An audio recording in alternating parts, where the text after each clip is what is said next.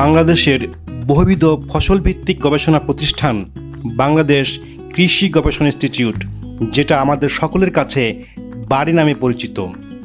এখানকার বিজ্ঞানীরা বিভিন্ন ফসলের উন্নত উচ্চ ফলনশীল জাত ও প্রযুক্তি উদ্ভাবনে কাজ করে থাকেন। পেঁয়াজ বাংলাদেশের অন্যতম প্রধান মশলা জাতীয় ফসল।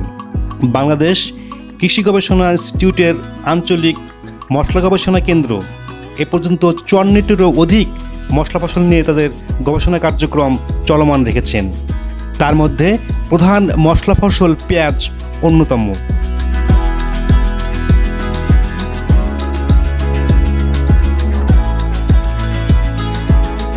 পেঁয়াজের উন্নত জাত, চাষাবাদ প্রযুক্তি ও বাংলাদেশের পেঁয়াজ উৎপাদনের স্বয়ংসম্পূর্ণতা অর্জনে বিভিন্ন দিক নিয়ে বিজ্ঞানীগণ গবেষণা করে যাচ্ছেন। স্যার, আপনি মশলা গবেষণার উন্নয়নে দীর্ঘদিন যাবৎ কাজ করে যাচ্ছেন।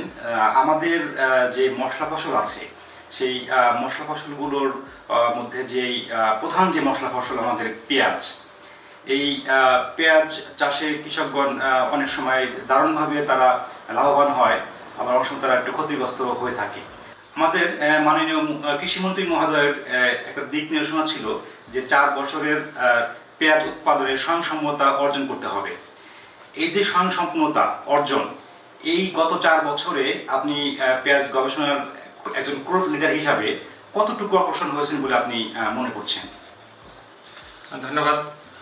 মাননীয় কৃষিমন্ত্রী মহোদয়ের নির্দেশনা ছিল 4 বছরে পেঁয়াজ উৎপাদনে স্বয়ংসম্পূর্ণতা অর্জন করতে হবে। কারণ আপনারা জানেন পেঁয়াজ অত্যন্ত প্রয়োজনীয় একটি মশলা ফসল এবং অর্থনৈতিক বিবেচনায় এটি 1 নম্বরে বাংলাদেশে, ভলিউম এবং অর্থনৈতিক দিক বিবেচনায়। তো আমাদের দেশে 4-5 বছর আগেও প্রায় 10 লক্ষ টনের মতো ঘাটতি ছিল এবং ওই সময়ই 2019 সালে মাননীয় কৃষিমন্ত্রী মহোদয় নির্দেশনা দিয়েছিলেন আমাদের বিআরআই এর একটা রিভিউ প্রোগ্রামে এসে, তো যে 4 বছরে পেঁয়াজ উৎপাদনে স্বয়ংসম্পূর্ণতা অর্জন করতে হবে। কারণ বিদেশ থেকে আনতে গেলে অনেক সময় বিপত্তিতে পড়তে হয়। বিদেশ হঠাৎ করে রপ্তানি বন্ধ করে দিলে বাজারে দাম বেড়ে যায়, নানান কারণে ওনার নির্দেশনা এবং মাননীয় আমাদের কৃষি বান্ধব সরকারের মাননীয় প্রধানমন্ত্রীর নির্দেশনা যে আমাদের জমি আছে আমরা উৎপাদন করে খাবো, সেই লক্ষ্যেই 4 বছরে পেঁয়াজ উৎপাদনে স্বয়ংসম্পূর্ণতা অর্জনের যে কর্মপরিকল্পনা নেওয়া হয়, ওখানে 4 জন সদস্য মিলে একজন জাতীয় কমিটি করা হয়েছিল, আমি একজন সদস্য ছিলাম। আচ্ছা। তো সেখানে আমরা লক্ষ্য মতোই আগাচ্ছিলাম এবং গত 21-22 বছরে আমরা সর্বোচ্চ পরিমাণে প্রায় 36 লক্ষ টন পেঁয়াজ উৎপাদনে সক্ষম হয়েছি। আচ্ছা। কিন্তু ওই বছরই মন্ত্রণালয়ে আমদানির অনুমতি দেওয়ায়, উৎপাদন মৌসুমে আমদানির অনুমতি দেওয়ায় কৃষকরা দামটা সঠিকভাবে পায়নি, যার ফলে পরের বছরই আমাদের প্রায় 10,000 হেক্টর আবাদ কমে গেছে এবং উৎপাদন প্রায় 3 লক্ষ টন কম হয়েছে।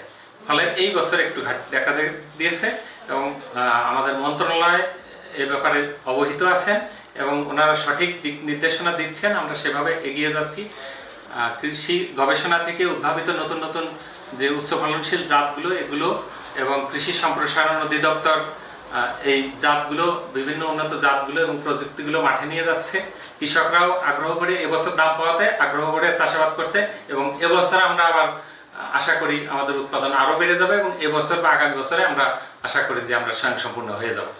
আমরা স্যার লক্ষ্য করি যে অনেক সময় দেখা যায় যে আমাদের এই যে গত বছরও দেখলাম যে কৃষকরা অনেক সময় পেঁয়াজ চাষাবাদ করে, কিন্তু বিক্রি করার সময় ওরা অনেক সময় ন্যায্য মূল্য পায় না বা একটু কম দামে বিক্রি করে। তো এইটা হওয়াতে অনেক কৃষক কিন্তু স্যার এই যে পেঁয়াজ চাষাবাদে অনিগ্রহ প্রকাশ করে অনেকে আর কি। তো এইটা কেন হয় আর কি? এটা আসলে যখন পেঁয়াজ উঠে আসে আমাদের দেশে, ধরেন 35 লক্ষ টন পেঁয়াজ যদি উৎপাদন হয়, তো এর 20% 7 থেকে 8 লক্ষ টন হলো মুড়ি কাটা পেঁয়াজ, আর 25 থেকে 27 লক্ষ টন হলো আমাদের মূল পেঁয়াজ, যেটা এই যে বর্তমানে চারা ফেলতেছে কৃষকরা, চারা উৎপাদন করে 1 মাস পরে এই চারাগুলো জমিতে লাগাবে, লাগানোর পরে যে পেঁয়াজটা উঠবে এটা প্রায় 27 লক্ষ টনের মতো উৎপাদন হয়ে থাকে। স্বভাবতই যখন ফসল ওঠে কিছু প্রান্তিক কৃষক আছে, কিছু মধ্যম কৃষক আছে, বড় কৃষকরা রাখার জায়গার অভাবে এই পেঁয়াজগুলো বাজারে নিয়ে আসে।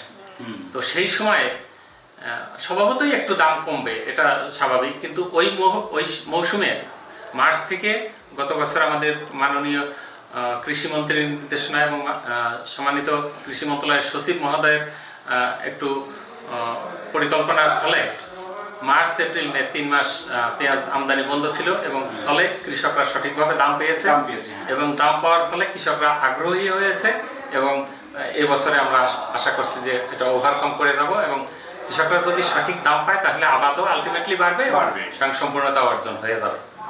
বাংলাদেশের চলমান বিভিন্ন মশলা ফসল সহ বিশেষ করে অর্থনৈতিক বিবেচনায় পেঁয়াজের গুরুত্ব অনেক। এই পেঁয়াজ উৎপাদনে স্বয়ংসম্পূর্ণতা অর্জনে বাংলাদেশ কৃষি গবেষণা ইনস্টিটিউটের বিজ্ঞানীগণ এক অগ্রণী ভূমিকা পালন করে আসছেন।